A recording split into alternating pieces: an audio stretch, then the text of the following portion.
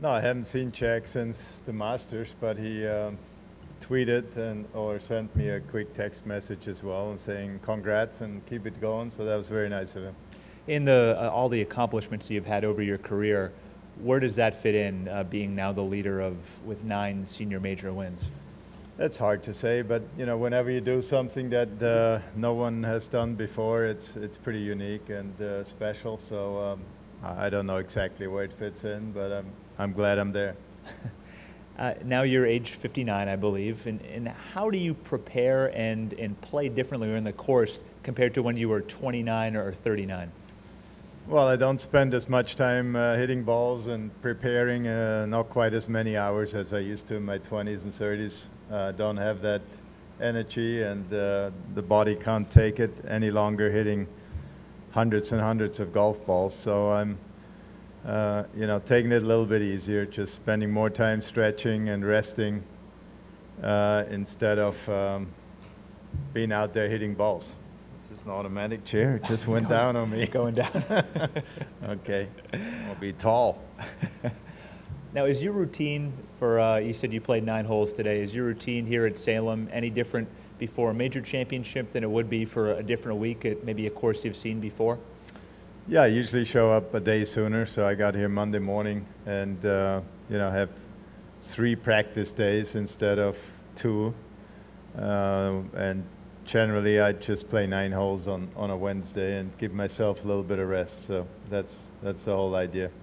And from what you've seen at Salem Country Club so far, what kind of challenges does it present to you, the players, this week? Plenty of challenges.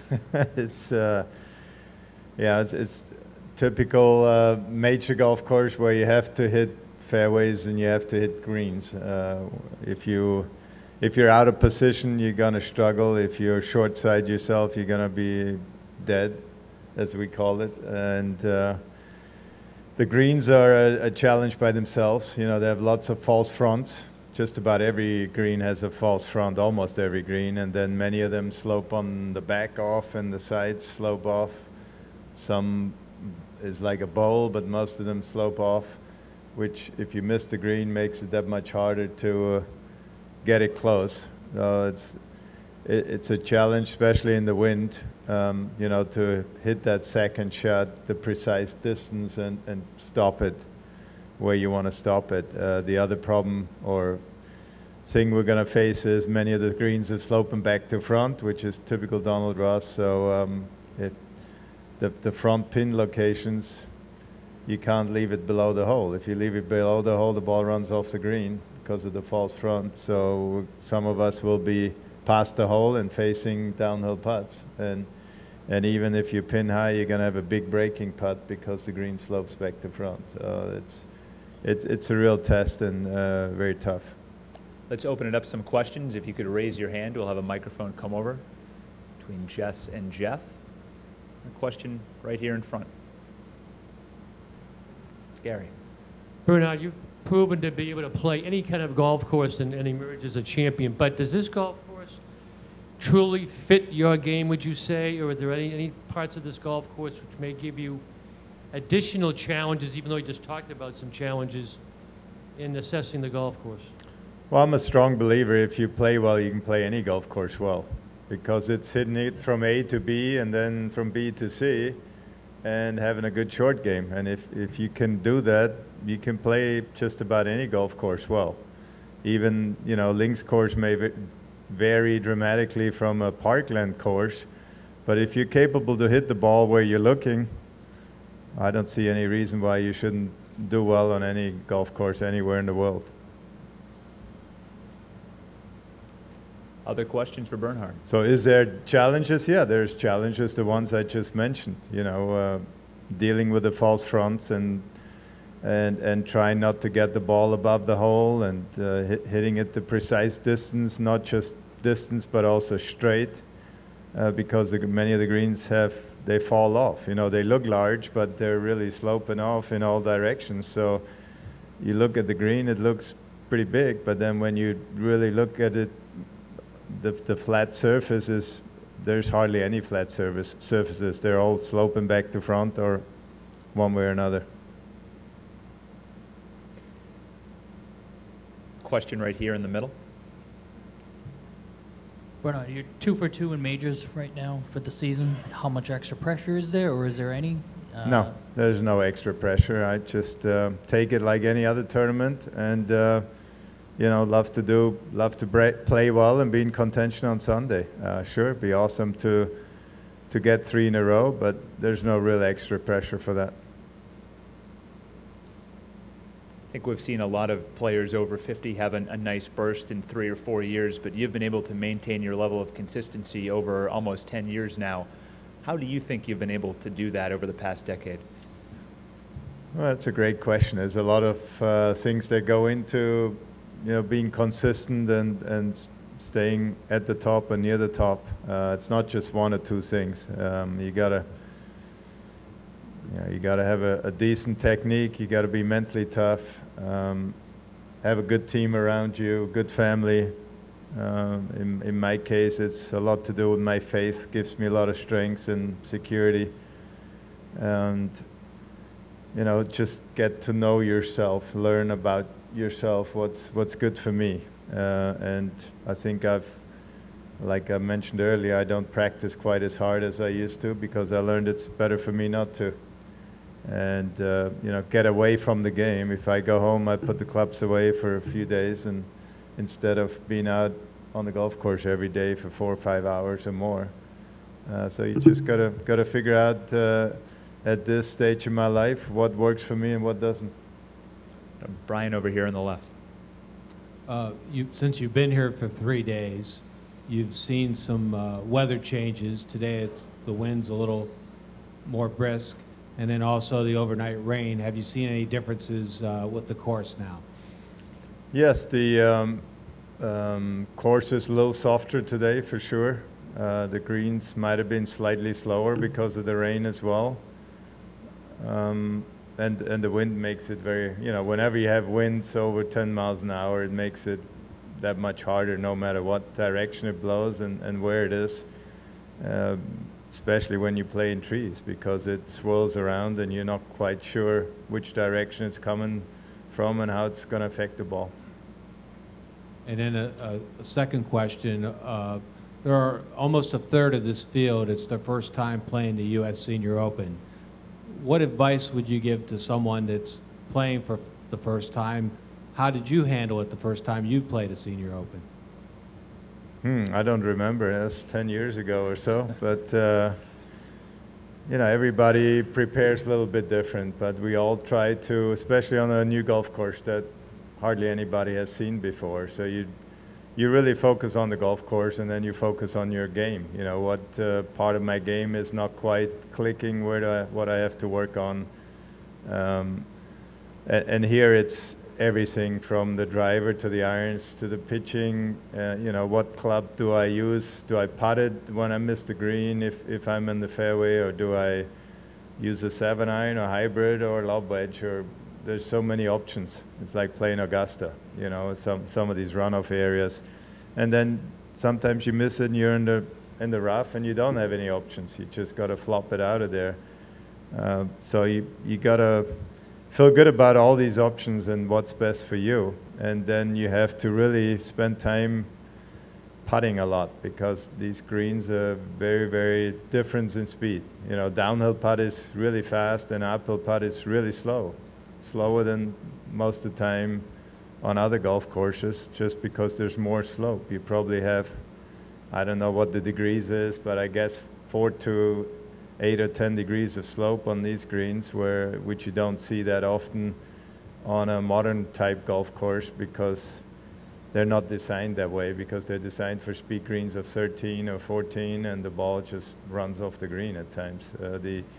Some of the Donald Ross courses, when he built them, the greens were probably running 6 or 7 on the stimp meter, and there was no issue having them being pitched, you know, at 5 or 6 degrees, the ball would still stay on the green. Question right here in the center. I know this is the Seniors U.S. Open, but I have a question about a different tournament. What's the thrill that you still get playing at Augusta? The thrill? The thrill of playing Augusta. It's just a thrill being there, just being part of the environment and the atmosphere, for me especially, because I've won it. So I'm in the champions locker with all the great guys up there, and having the past champions dinner and just hanging out with some of the legends of the game, and then playing one of the greatest golf courses in the world. So it's pretty unique. Question right here in front. Yeah, Bernhard, this tour has seen sort of supernatural growth over your run, maybe a little before you got to it. 30 years ago, guys were done in their early 40s, didn't really have a place to go like this tour. Can you talk about how fortunate you feel to almost have this second really incredible career since turning 50? Yeah, it is very fortunate, and we all know it. We're very blessed in this game of golf that we have this opportunity, because most other sports, you know, you turn 35 and you're done, pretty much. I mean, tennis, they have a few matches for the over 40s or whatever they are. I don't know how old they are. And, you know, a few other sports may try it, but many of them, they can't. They're just not good enough or not attractive enough. In golf, it's different. I think you can still improve in your 40s and 50s and probably even in your 60s, because it's not all about how fast you are and how strong you are. It's about technique and the mental part of the game, and knowing, you know, what to do and what not to do. Go here right in the center.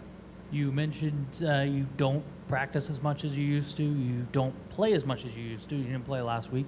How are you feeling that downtime? And is that new hobbies? Is it just things that you didn't get a chance to do as often as you did, say, PGA tours? Well, there's lots to do when I get home. It's never boring.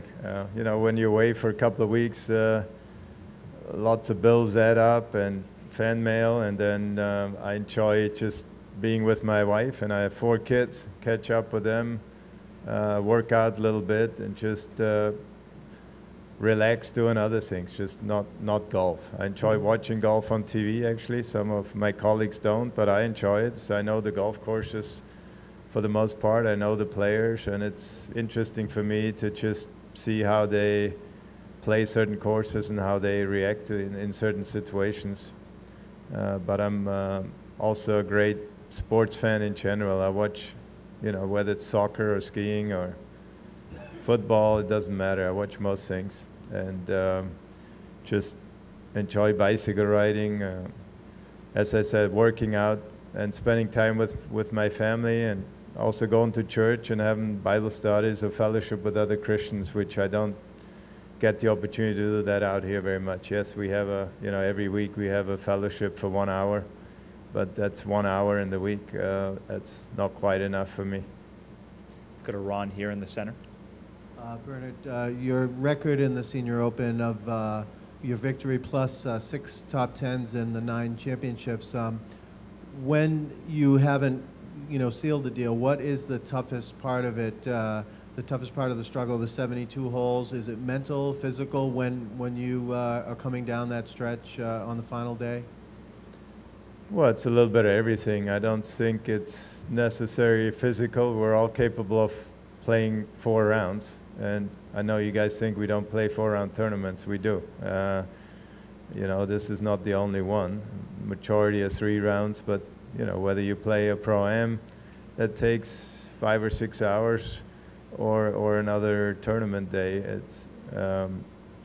it's no extra physical pressure. But yeah, there's a lot of it is mental, and generally the courses are slightly tougher when we play, or a lot tougher when we play majors, and you got to deal with that. You're going to get bad breaks, and a mediocre shot that might have been okay in most tournaments is going to end up in trouble.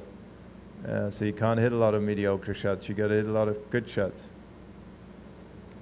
Right here in front, Gary. Bernhard, you've got the greatest record in senior Champions Tour history, I guess. All those top 10s. You're almost in the top 10 every week. All the majors, record set of number of majors. Your peers do not last this long on the Champions Tour. You're 59. You still seem to be as hungry, or at least as effective as you ever were. How do you keep self-motivated when you see fellow peers who are terrific players bow out long before they turn 59? Well, I can't talk for the others. I can only talk about myself. And when you mentioned motivation, maybe I was born with motivation. I don't know. I never had an issue with motivation. If I'm going to enter a golf tournament, I want to give it my best and do my best. And so to do that, I need to prepare and be ready for it as good as I know how to do it. Yes, there are certain times when I'm better prepared than other times. For instance, this week may not be the best preparation I've ever had because I took 2 weeks off. We had a wedding last weekend, and so I missed the tournament in Madison, which I usually would have enjoyed playing, and it might have been better for my preparation to have a few tournament rounds under the belt just before. But that's another thing. There's other interests in my life, and I know this wedding was important for my family. It was in-laws, so I stayed home. I took a week off. Years ago, I might have missed the wedding and played the golf tournament. So it's a different outlook. Part two, if I might. I'm asking a lot of the top players this week. Their secrets to success, to longevity as great players. I know we just covered the term motivation, but can you share with us a couple other maybe of your key sets of elements that have made you successful for all these years? Well, first of all, you got to stay healthy. When you get to my age, a lot of guys have injuries or they have surgeries, and then they're off and they're gone. You can't. If you have a real bad back or certain surgeries, hip replacement, knee replacement, you hear it all the time, shoulder issues, you can't play, not at the level you need to play to be winning. So I've been fortunate not having had any surgeries except my thumb that, was 2011, and I was out for 6 months, and that was my worst year out here. But besides that, things have been pretty good. So you got to be healthy. And some guys just don't have that drive. They're just, they've done it for 40 years or 30 years or whatever, and they'd rather do other things. They don't want to put the hours in to work on their fitness or to work on their flexibility, to even work on the golf game as hard as they probably should. Some may even have the wrong mental outlook and say, well, I'm 55 now, 56. Statistics say you're not supposed to win anymore at that point, so I'm happy finishing 20th or 30th. That's not me. When the time comes where I finish 20th and 30th every week and I don't feel like I can win anymore, that may be the time to pack it up, but we'll see when that is.